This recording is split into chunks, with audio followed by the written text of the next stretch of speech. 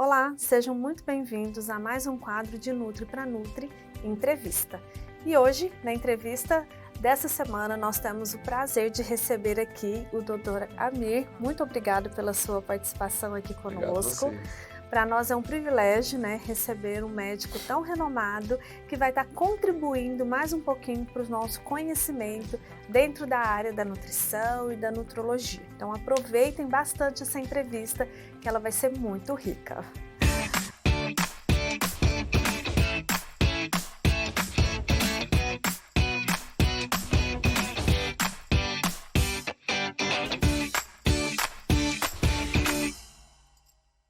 Doutora Amir, obrigada pela sua participação. Obrigado pelo convite.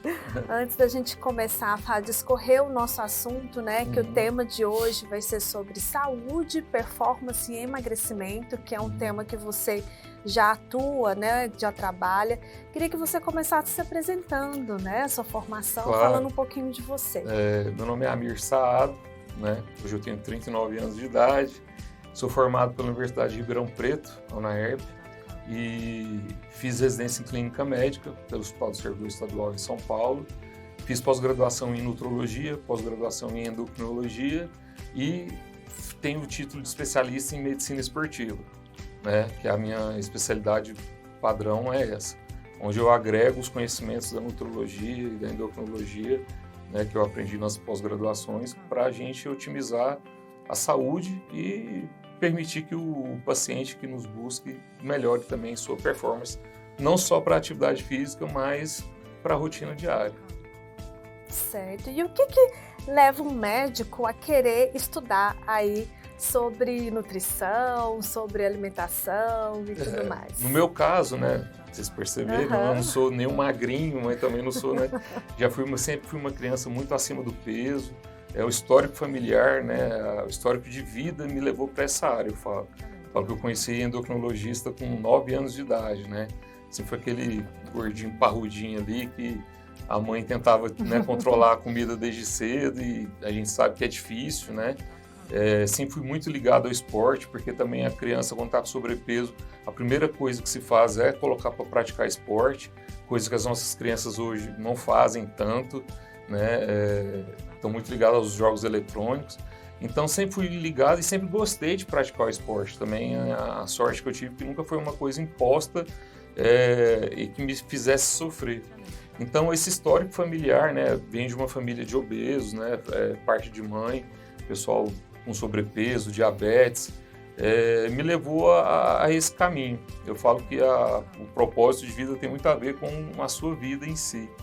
E desde então sempre gostei muito dessa área, dessa área da atividade física, sempre gostei de praticar esporte, sempre gostei de comer bem também e sempre tentando lutar, contra a balança. Então, acho que o meu histórico pessoal, a minha vida, me fez gostar e me fez querer me aprofundar nesse sentido. Não, isso é incrível, Porque a área da saúde, na verdade, ela faz um pouco disso com a gente. Sim. Muitas pessoas escolhem determinadas especializações dentro da área da saúde que tem a ver com o seu histórico, porque se identificam e com isso vem que pode agregar, acrescentar na vida de outros pacientes, Sim. E eu costumo falar que isso traz muita empatia, Quando você... eu brinco que eu sofro todos os dias. Nas férias agora eu vacilei e engordei 4, 5 quilos fácil. Tinha perdido 10 e estou agora tentando recuperar de novo. Então, acho que viver isso faz você compreender melhor a dificuldade da pessoa que está ali do outro lado procurando a sua ajuda.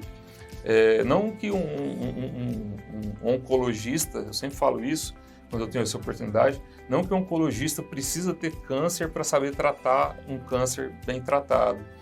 Mas eu falo que se ele tiver um caso próximo dele, um caso de um familiar, ele vai saber lidar com muito mais destreza e muito mais humanismo com o problema em questão.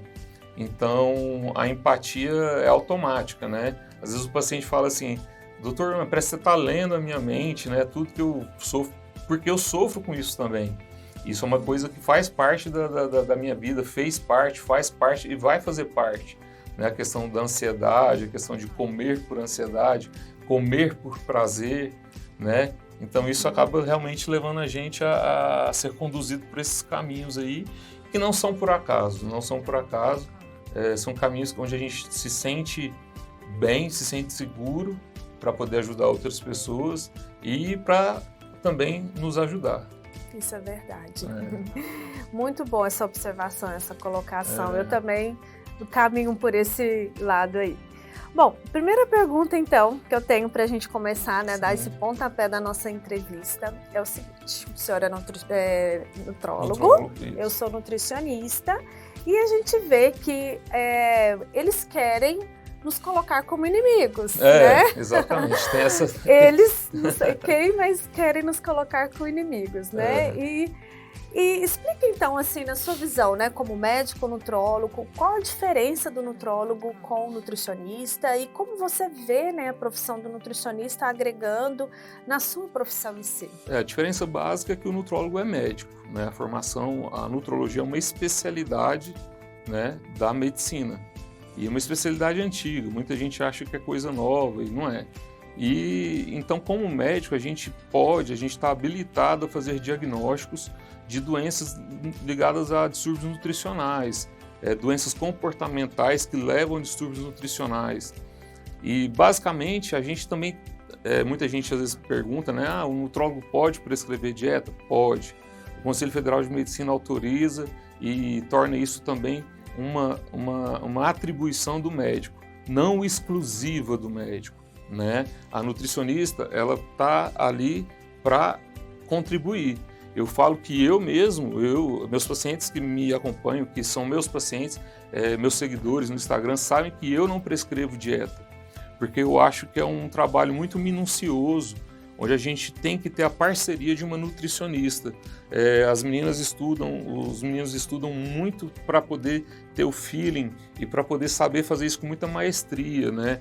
Eu costumo falar que um colega médico que prescreve dieta, ou a consulta dele realmente demora muito tempo, porque não é em meia hora, 20 minutos que você vai conhecer um paciente nas nuances que são necessárias para prescrever uma dieta individualizada, né? Então, eu acho que e quando você vai num médico que tem uma consulta rápida e que você sai de lá já com uma dieta pronta, você pode ter certeza que grande a chance de que essa dieta seja algo meio, né, copiado e que seja muito igual a outras dietas. Não tem como um bom nutrólogo, um bom endocrinologista, um bom médico do esporte que trabalha com performance, que trabalha com emagrecimento, que trabalha com ganho de massa muscular, não ter a parceria, né, de uma boa nutricionista, de um bom nutricionista. Eu até falo mais, é uma bobeira, uma grande besteira, e você está perdendo a oportunidade de fazer um networking também, que são as ligações interprofissionais. Assim, quando eu indico o meu paciente para uma nutricionista ou para um nutricionista, eu tenho certeza que quando ele tiver um caso que precise de uma avaliação médica, a primeira pessoa que ele vai lembrar é daquele médico que encaminhou para ela. Então a gente faz uma teia, né? Um network onde um ajuda o outro, onde um dá oportunidade para o outro trabalhar. Não existe nutricionista melhor que médico e nem existe médico melhor que nutricionista. Existem trabalhos que são confluentes, que têm que ser confluentes. Eles têm que complementar um ao outro, né? Então é uma grande bobeira e eu vejo isso com olhos ruins, essa briga, essa disputa. O mercado existe para todo mundo. Existe para médicos, existem para nutricionistas e sempre vai prevalecer o bom profissional, né? Eu também já peguei assim, muitos pacientes que vieram de nutricionistas, onde as nutricionistas falavam que não, você não precisa de médico, você não precisa de nada, eu aqui resolvo o seu problema. Está existindo também essa grande soberba da parte da nutrição. A gente sabe que a nutrição cresceu muito nos últimos 10 anos, aí, tem tomado um espaço muito grande e muito importante, graças a Deus, porque é muito importante o trabalho delas e deles, né? Eu falo delas porque acho que a grande maioria são mulheres, né? Ainda é um público feminino. E tanto é que tem crescido muito, acho que a busca pela formação em nutrição, né? Nos últimos anos. Às vezes um personal, educador físico, eu vejo muitos, né, assim, do meu convívio, que estão entrando na universidade novamente e buscando se formar em nutrição para poder agregar mais ao seu cliente, ao seu aluno, ao seu futuro paciente. E o caminho é esse, né? É um caminho, acho que é o único caminho que realmente dá certo, o caminho do multiprofissionalismo e saber trabalhar em equipe. E com certeza, né? Porque quem sai ganhando é o paciente. Né? Quando a gente complementa o conhecimento, né, da área médica com a área da educação física, com a área da nutrição, quem sai ganhando é o nosso paciente, né? Claro que sempre vão ter aqueles, né, profissionais que acham que não precisam do outro, mas chega uma hora que ele vê que ele tem limitação, né? O próprio paciente sente essa falta, né? O próprio paciente, ele sente que às vezes o nutricionista ou o médico não quer soltar o paciente com medo de perder esse paciente. E ao contrário, se você abre para ele, abre a cabeça dele de que ele precisa da ajuda de outro profissional que vai agregar a vida dele, a saúde dele e fazer ele chegar ao objetivo de uma forma com mais saúde, né? Às vezes o paciente está ali está fazendo uma dieta e não evolui, ou estagnou, ou, né, já tentou mudar várias vezes a dieta, o plano alimentar, já mudou o protocolo de treinamento e não, né, chega no estágio onde não evolui mais. Por que não passar por uma avaliação médica, né, para saber se tem às vezes algum distúrbio hormonal acontecendo, né, algum distúrbio comportamental acontecendo, algo que esteja impedindo esse paciente de evoluir, né, de continuar evoluindo no seu objetivo. Isso. E você trabalha junto com nutricionistas? Trabalho. A gente tem, no consultório a gente tem, não tenho ninguém assim específico, eu falo que a gente tem que dividir o bolo, né, com todo mundo, até porque hoje, graças a Deus, a gente atende vários pacientes e cada paciente tem uma particularidade que você vai conhecendo ao longo do tempo. E aí, para cada paciente, eu consigo vislumbrar, esse paciente vai dar mais certo com aquele profissional X, com aquele Y, né? Não dá para eu encaminhar para todos os pacientes para o mesmo profissional, porque cada um é de um jeito.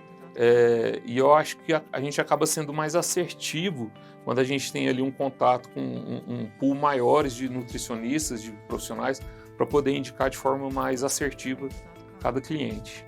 Isso é verdade, né? E me conta agora um pouquinho, doutor, com relação ao seu público. Quem são os pacientes que você atende, né? Nós estamos falando aqui de saúde, performance, emagrecimento. Não. Então, o público maior você atende obesos, você atende atletas. Quem que é o seu paciente? Hoje, a maioria do público é público feminino, né? Uma média de 65% de mulheres para 35% de homens, mulheres em idade produtiva e reprodutiva. Temos mulheres também mais velhas, né, que buscam ali na questão estão na faixa da menopausa, que buscam no climatério, que buscam melhor qualidade de vida. Então o público hoje ele é bem dividido, mas ainda assim sobressai o público do pessoal que gosta de treinar, né, seja crossfit, musculação, lutadores, praticantes de triatlon a gente tem também, mas o público onde a gente concentra o maior número de pacientes é o pessoal de academia e crossfit. E é o público que quer melhorar a composição corporal, né? Melhorar a quantidade de massa magra, reduzir o percentual de gordura. Temos também muitos pacientes com sobrepeso e obesidade que querem buscar, né, melhorar a qualidade de vida. E muitas vezes esses pacientes com sobrepeso e obesidade, eles acabam virando no futuro o paciente que quer melhorar a composição corporal. E na verdade, quando ele sai daquele diagnóstico, sai daquela etapa do sobrepeso e da obesidade, ele não quer parar, ele quer continuar melhorando. Mas o ponto em comum de todos eles é a saúde, né? E eu deixo muito claro isso durante as consultas, que o resultado estético vai ser consequência de uma busca pela saúde, né? Porque não existe ninguém que está acima do peso, e isso é bom ressaltar aqui, acima do peso, sobrepeso, que esteja 100% saudável. A gente sabe que a obesidade, por ser uma doença crônica e tem que ser encarada como uma doença crônica, é uma doença que aumenta e potencializa muito o aparecimento de outras doenças, né? Então, uma pessoa com sobrepeso, com obesidade, é uma pessoa que, na verdade, ela está sobrecarregada sempre, apesar de muitas vezes aparecer no consultório com os exames saudáveis, né? Então esse é o público que a gente mais gerencia hoje. O pessoal com obesidade, sobrepeso e o pessoal que gosta de treinar e que quer melhorar, além da composição corporal, a performance na atividade física que ela pratica. Doutora Amir, você bem disse no início que a nutrição ela está, né, crescendo bastante nos últimos 10 anos, né? E antigamente pensava-se muito que, né, as doenças crônicas que a gente vê aí, né, obesidade principalmente, que é a porta de entrada para outras, né, hipertensão, diabetes, era um problema relacionado muitas vezes à falta de conhecimento das pessoas. As pessoas não sabiam como se alimentar, né? Então por isso que a gente tinha índices, né, até alarmantes disso. Porém, hoje em dia, o que a gente vê?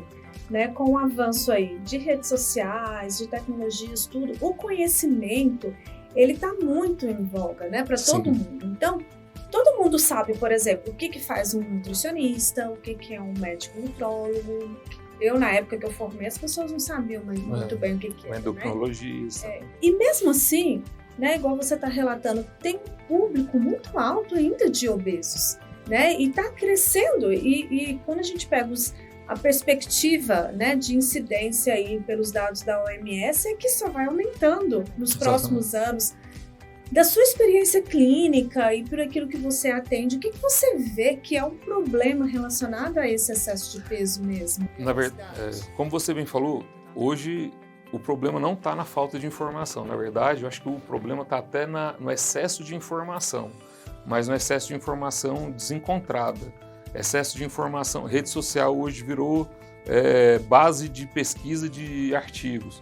A pessoa lê um artigo postado por uma blogueira, por um blogueiro, ou por um profissional que não é da saúde, ou mesmo que seja de um profissional da saúde, que é às vezes muito radical, ele acha que aquilo já é um estudo científico, não é? Às vezes tem profissional que posta um estudo científico na rede social, mas ele posta um estudo científico que está de acordo com o que ele defende. E a gente sabe hoje que os estudos científicos, você consegue encontrar estudos científicos para defender qualquer ponto de vista. Mas o grande problema que eu vejo hoje não é essa falta de informação, é o estilo de vida que o mundo moderno trouxe. Né? As pessoas têm menos tempo para poder almoçar em casa, para preparar a sua comida, elas têm menos tempo ou elas não conseguem, né, manejar o tempo, ou elas não conseguem administrar o tempo para tirar um tempo para fazer atividade física. Antigamente a gente ia na esquina, na padaria da esquina, no supermercado, na mercearia, a gente ia a pé. Hoje muitas vezes a gente não faz isso por quê? Pela violência, pelo medo de sair.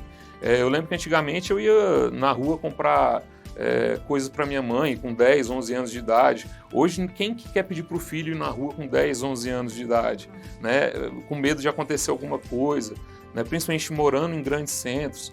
Então, eu acho que o estilo de vida muito corrido, o estilo de vida moderno, trouxe muita coisa boa, mas trouxe essa coisa ruim de você deixar a sua saúde em segundo plano. Né? A primeira coisa é bater a meta da empresa, levantar o dinheiro para poder arcar com suas contas, né? Boleto vencendo direto, e ninguém está falando que isso está errado. Mas uma coisa que eu deixo muito claro para meus pacientes é que se a sua saúde não estiver em dia, a sua vida produtiva vai durar muito menos tempo. E a gente tem até algumas empresas, assim, poucas ainda, que investem na saúde do seu colaborador e dão tempo para ele poder fazer atividade física ou fornece essa condição de fazer isso dentro da empresa. Mas são poucas empresas ainda. Né? A gente vê que essa busca desenfreada pela estabilidade de vida econômica também traz essa falta de tempo para cuidar do bem mais precioso que é a sua saúde. Então, eu acho que está muito ligado hoje, não é a falta de informação, é o que fazer com essa informação. Na verdade, a informação está trazendo até angústia para as pessoas, porque as pessoas sabem o que precisa ser feito, mas às vezes não conseguem colocar em prática. Eu recebo muito paciente que fala assim, doutor, não me manda para nutricionista não, eu já fui em 200, eu sei dieta de cor e salteado. Aí eu falo assim, sabe e por que está aqui? Na verdade, querendo buscar um atalho, querendo buscar um jeito mais fácil. Na verdade, elas até sabem mesmo, mas colocar em prática que é difícil. Né? Você pegar um plano alimentar bem feito não é o problema. O problema é conseguir executar aquilo. Eu até converso muito com as minhas as nutricionistas que são minhas parceiras. Eu falo assim, você tem que saber escutar muito o paciente, tentar deixar a dieta dele da forma mais prática possível. Por exemplo, se ele está ali na hora do lanche dele, ele está numa padaria. Não é porque ele está numa padaria que não tem algo que ele possa comer. Eu falo que até isso também o comércio tem se adaptado. Eu acho que todo lugar você consegue achar um ovo mexido, um pão integral, você consegue achar uma comida adaptada. Mas tem que ter essa orientação. E eu acho que entender que o bom não pode ser inimigo do ótimo. Não deu para ser ótimo, mas que seja bom, que dê para fazer bom.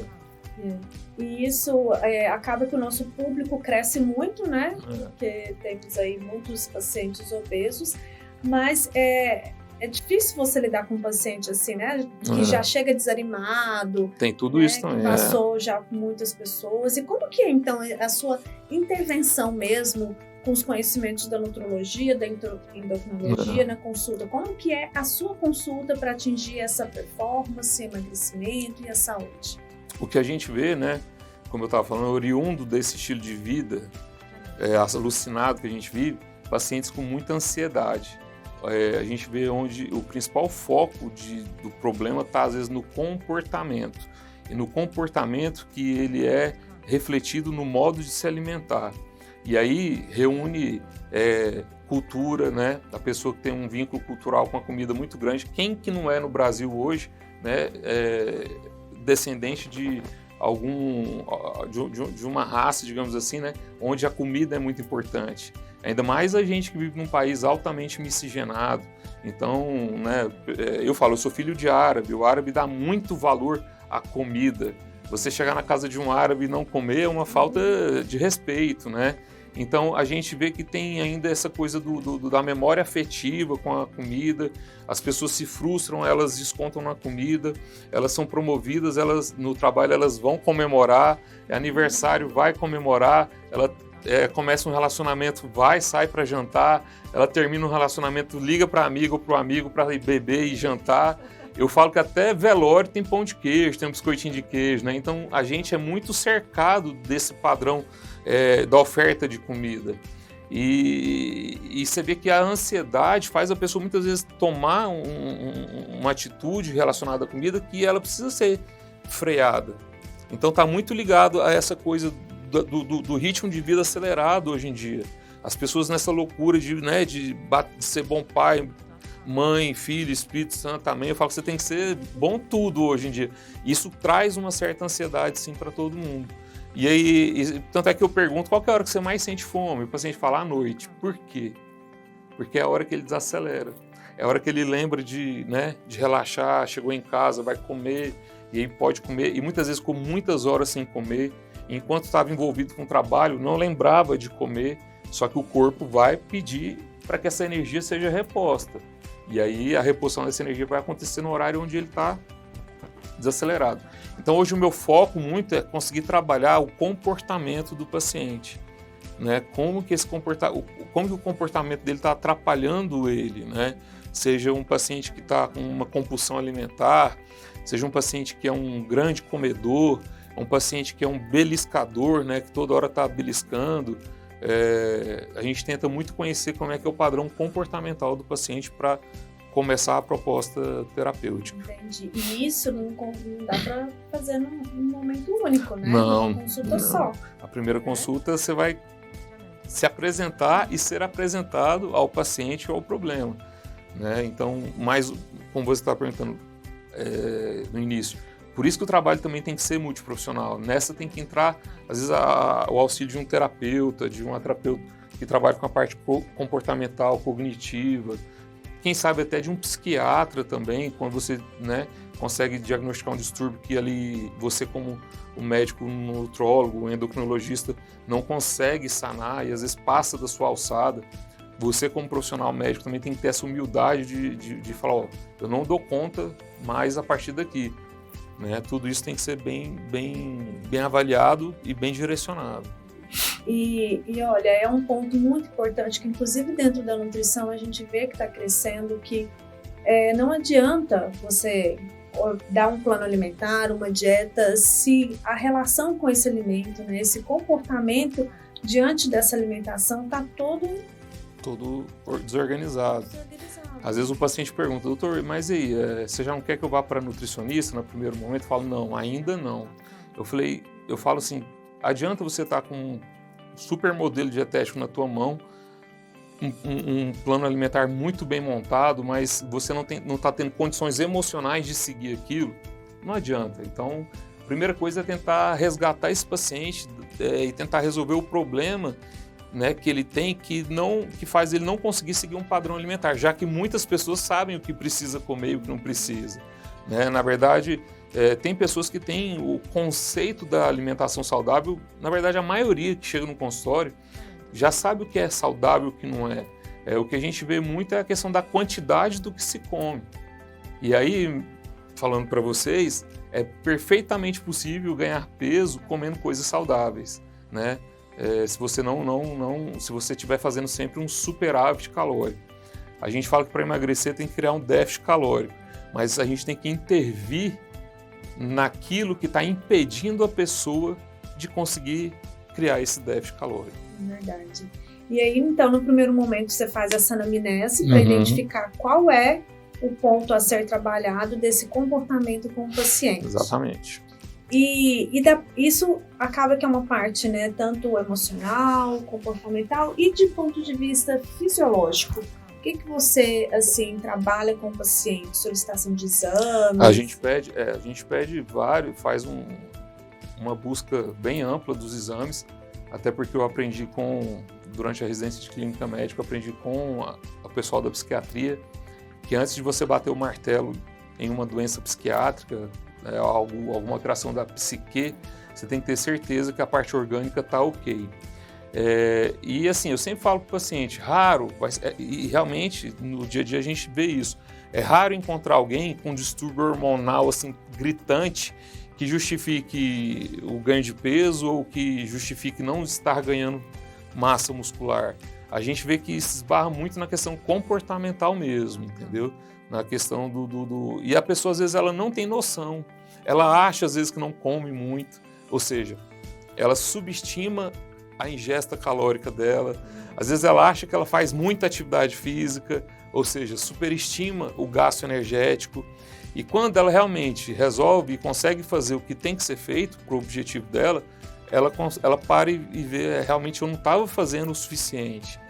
Então, esse é um ponto muito, muito crítico do acompanhamento. Então, a gente pede uma série de exames, né? Até porque muitas vezes as queixas são muito inespecíficas. Recebo muito paciente com queixa de cansaço, de não dormir bem, de ter cansaço ao longo do dia. Gente, se você jogar no Google aí, causas de cansaço, né? Vamos para o Dr. Google, que todo mundo sempre recorre. Causas de cansaço, você vai achar uma infinidade de causas de cansaço. Então, a gente tenta fazer um apanhado básico entre a parte hormonal, a parte de vitaminas também, para identificar alguns minerais que podem estar faltando. E aí a parte básica, o perfil lipídico, o hemograma, glicemia, insulina, né? Quanto também essa pessoa produz de insulina ou não, é muito importante. E a parte hormonal de forma mais ampla também. Bom, e aí depois disso, o paciente sempre sai com uma prescrição. Sim. Uma receita. Você procura prescrever mais medicamentos, mais suplementos? Como que é isso? Vai depender muito do caso, né? Cada caso, eu falo que não vai ter uma receita única, né? Graças a Deus, as receitas são eu consigo individualizar bem as receitas dos pacientes. E vai depender muito do caso do paciente. E essa prescrição, ela tem que ser ligada muito ao que você está hierarquizando, ao que você está dando mais importância em resolver naquele momento. Ou seja, aquilo que mais grita ao paciente, aquilo que mais lhe incomoda. Às vezes tem paciente que chega assim, com milhares de queixas e quer resolver todas de uma vez. No passado, eu tentava resolver todas de uma vez. o problema é que a gente vê que isso dava uma receita enorme, uma prescrição enorme, onde o paciente tinha uma aderência muito baixa. Ele não conseguia seguir tudo aquilo. Então hoje, os anos vão dando, né, vão ensinando para a gente, vai dando mais traqueio, a gente vai ficando mais maduro quanto a isso. Então hoje eu prefiro, e eu acho que é o mais lógico, ver onde que está o calcanhar de Aquiles daquele caso e tentar focar naquilo, resolver aquilo primeiro, para que o paciente depois possa se sentir melhor e aí ter condições a gente manejar outras coisas. Alguns casos é impossível, né, porque uma coisa vai ligando a outra. O nosso organismo ele não funciona de formas independentes, os sistemas não são independentes, eles são interligados. Então a gente prioriza o ajuste daquilo que está mais incomodando, porque eu tenho certeza que ajustando aquilo que mais incomoda, você já vai ter um resultado benéfico nas outras coisas também que estão em paralelo. E isso reflete aí na questão do emagrecimento, né? Porque muitas vezes o paciente ele quer chegar lá, ele quer um milagre. Né? Exatamente. E como trabalhar esse emagrecimento assim com o paciente? Então você trabalha a parte comportamental, né? A parte fisiológica. Né? Isso é importante. E assim, na verdade a gente tem que conversar com o paciente. Às vezes o paciente não gosta de fazer atividade física. E para emagrecer, você não precisa estar fazendo atividade física, né? E aí me desculpem os educadores físicos, eu sempre falo isso em rede social, e muitos que conhecem meu trabalho concordam mesmo. Na verdade, você precisa criar o déficit calórico. Então, se você tem um gasto basal, mais um gasto aí das suas atividades diárias aí de trabalho, por exemplo, de 2.300 calorias por dia, sem fazer atividade física, se você fizer uma dieta de 1.800, você vai fazer um déficit calórico de 500 calorias. Você vai perder peso. Agora, a grande questão é que a atividade física ela é importante para manter a perda de peso a longo prazo e também para te trazer, eu vejo isso muito no consultório, os pacientes eles fazem muito o link de que eles só conseguem fazer dieta se estiver fazendo atividade física. E aí traz a pessoa para aquele estilo de vida mais saudável. Eu falo que traz um peso na consciência também. A pessoa às vezes se matou 1 hora na academia, no crossfit, e pensa 10 vezes antes de comer alguma coisa mais calórica, ou sair do protocolo alimentar, ou sair do plano alimentar.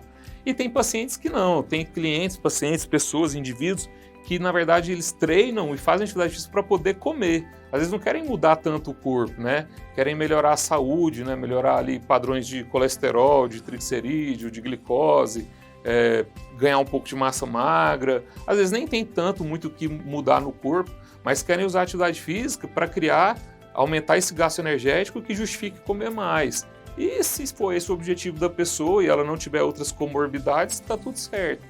Então, assim, a atividade física ela é importante demais. Eu não falei hora nenhuma que não é importante. Eu falei que para emagrecer, você não precisa tanto da atividade física assim, agudamente, ali no processo mais rápido. Até porque se a gente for pensar na evolução da espécie humana, o nosso corpo é uma máquina acumuladora. O corpo do ser humano não foi feito para perder peso.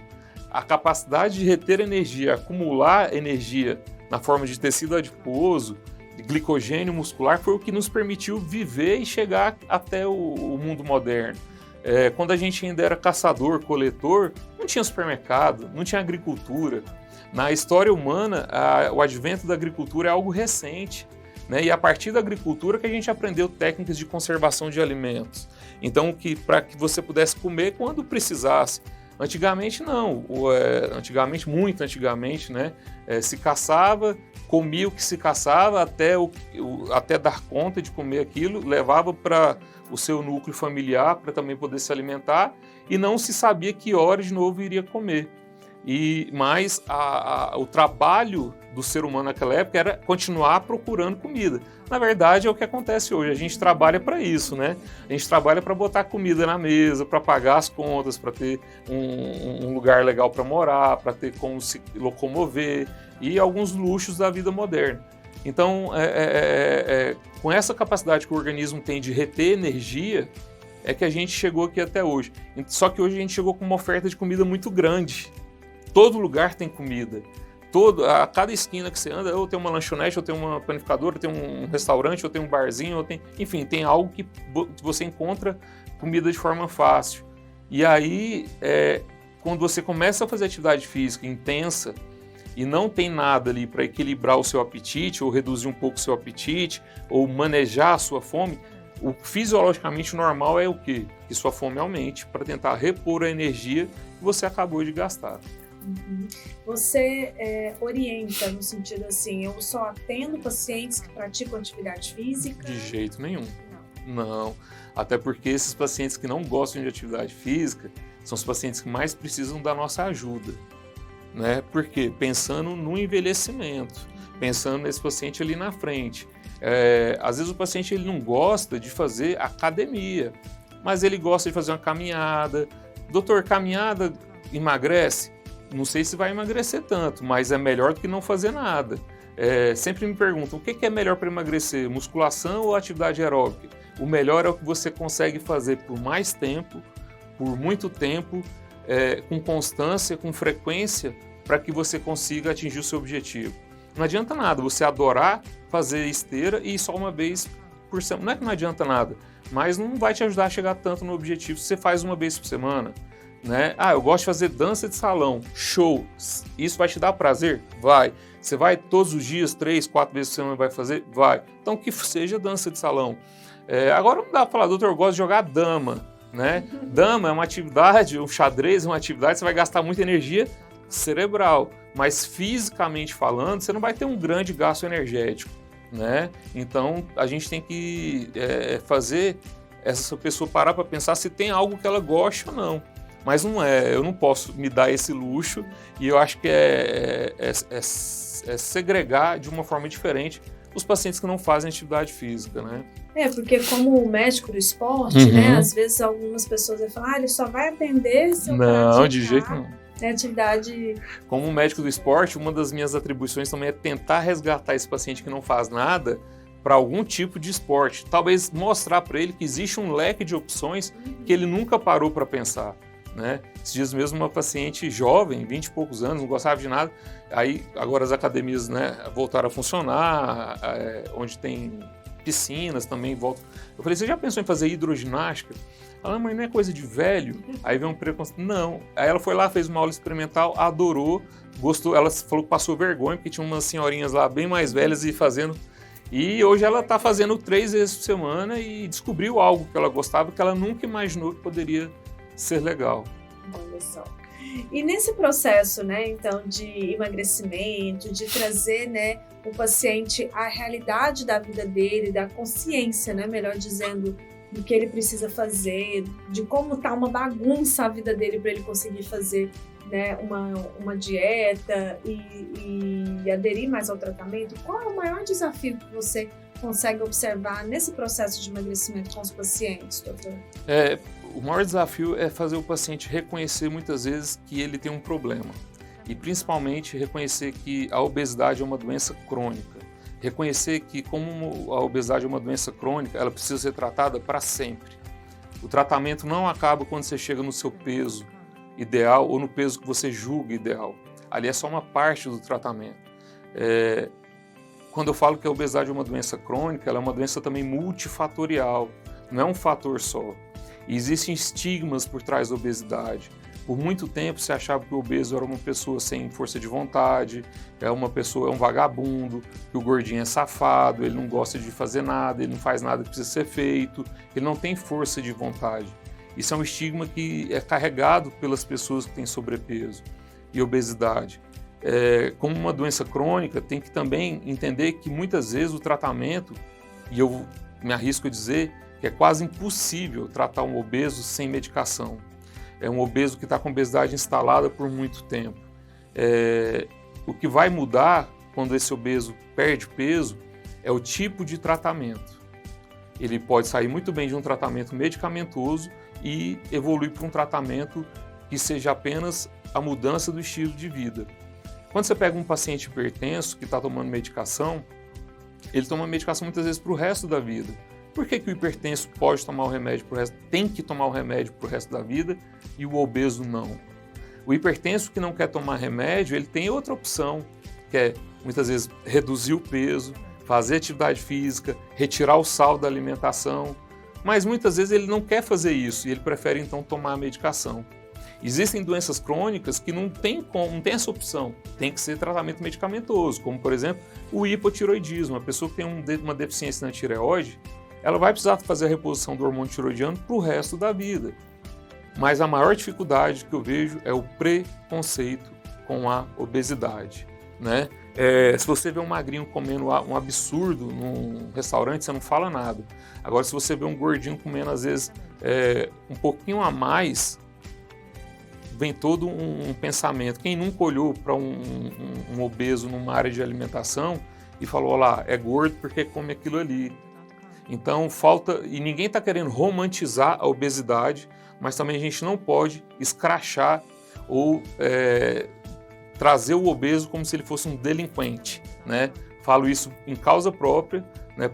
Igual como eu falei no início da nossa conversa aqui, eu luto também todos os dias contra isso. Venho de uma família onde isso é muito forte e sempre ouvi muito isso, e isso me faz todos os dias querer lutar a favor da quebra desse preconceito, né? Então acho que o ponto mais difícil hoje é tirar esse estigma da doença obesidade e achar que o tratamento acabou quando chegou no peso ideal. O próprio paciente, né, às vezes pensa isso, né, por ser colocado Porque foi colocado na cabeça dele isso, né? É um paciente desleixado, é um paciente que não tem cuidado com a própria saúde. Pra você ter ideia, existem dados, né, que pacientes obesos, pessoas obesas numa entrevista de trabalho, raramente eles são contratados diante de outras pessoas que têm às vezes as mesmas habilidades. Por quê? Na verdade é pelo preconceito. Dificilmente é porque esse obeso pode representar um número de falta no trabalho grande, porque esse obeso ele pode ter um problema de saúde e faltar no trabalho. Muito está ligado ao preconceito estético e é aquela coisa que eu falei. Bom, se ele não cuida nem da saúde dele, como é que ele vai conseguir desempenhar um trabalho bem feito aqui? E a gente sabe que isso é um preconceito enorme dentro da obesidade hoje em dia. E com relação aos benefícios que a gente pode colocar aí para quando o paciente alcança, né, a saúde, o emagrecimento, a performance, o que a gente pode elencar aí? O maior benefício é o sorriso no rosto, é a alegria que esse paciente vem no consultório, é a questão de você ver que ele retomou o brilho no olhar, ele retomou a vida dele, ele hoje consegue sair, ele compra uma roupa e a roupa cabe, ele não precisa ir numa loja onde, né, tamanho plus, ele consegue pôr uma roupa, a roupa não fica ali apertada, incomodando. É a felicidade mesmo, acho que esse é o maior benefício, é o prazer em viver, é o resgate desse paciente para voltar a viver, porque o resto vai ser consequência. Né? Doutora Miriam, podia ficar aqui, né, mais um tempão para a gente continuar esse papo, né? Obrigado. Mas nós precisamos encerrar, e antes de encerrar, eu queria que você deixasse aí uma mensagem para aqueles que estão nos assistindo com relação ao que eles precisam, quem quer trabalhar, né, com esse público, qual é o perfil desse profissional, o que ele precisa ter de diferente para conseguir trabalhar com o público, e deixe uma mensagem para os nossos, né, aqueles que estão nos assistindo. Quem está disposto a trabalhar com um público, que é um público que onde o trabalho com esse público tem que ser bem detalhista, ter empatia, saber ouvir, saber falar na hora certa, conviver cada vez mais com esse grupo, resgatar o paciente, trazer o paciente para o seu lado, porque isso vai facilitar a aderência ao tratamento, isso vai facilitar com que o paciente se sinta motivado, mostrar para o paciente que ele tem que fazer isso por ele, não pelo marido, pela esposa, ou pela mãe, pelo pai, mostrar para ele que o grande beneficiado é ele.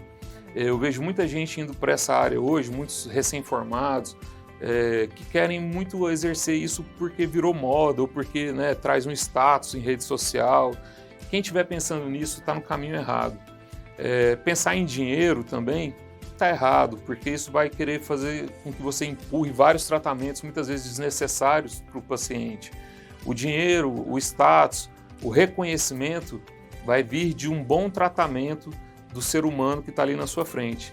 Lembrar sempre que aquilo que está ali não é uma matéria-prima, é uma pessoa, é um ser humano que tem sentimentos, que tem uma vida, tem uma história de vida e que muitas vezes está colocando em você a última chance que ele se dá, tá? Então, eu acho que é muito questão de abraçar a causa do paciente, né, e tentar resolver o problema dele da melhor forma possível. Isso é verdade. Muito obrigada. Obrigado. A gente vê assim, o seu profissionalismo, né, enquanto você fala com amor e com brilho nos olhos, né, por aquilo que você faz durante a sua profissão mesmo. Isso é muito bom, a gente poder encontrar profissionais que realmente gostam do que fazem, né, com um trabalho muito humano, né? A gente vê que você tem esse perfil de ser bastante humano e olhar com essa empatia para os seus pacientes. Isso é muito bom. E para nós, como eu disse no início, é um privilégio poder ter te ouvido. Obrigado. E trazer isso para poder espalhar para mais pessoas, médicos, nutricionistas, essa visão humana que a gente precisa ter, né? É isso mesmo. A medicina para os nossos todos colegas. Muito obrigado, viu, mais uma vez. Obrigado a vocês pela oportunidade, né? É muito bom estar falando para as pessoas que têm interesse em conhecer mais sobre a área.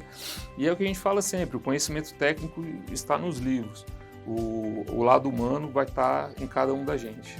E é o que vai fazer a diferença na vida do seu paciente. Isso aí. Pessoal, então se vocês gostaram dessa entrevista, não deixe de dar o seu joinha, comente aqui embaixo, assine o nosso canal e compartilhe, né, com mais pessoas para que possam saber um pouquinho mais desse assunto. Vejo vocês, até mais. Tchau, tchau.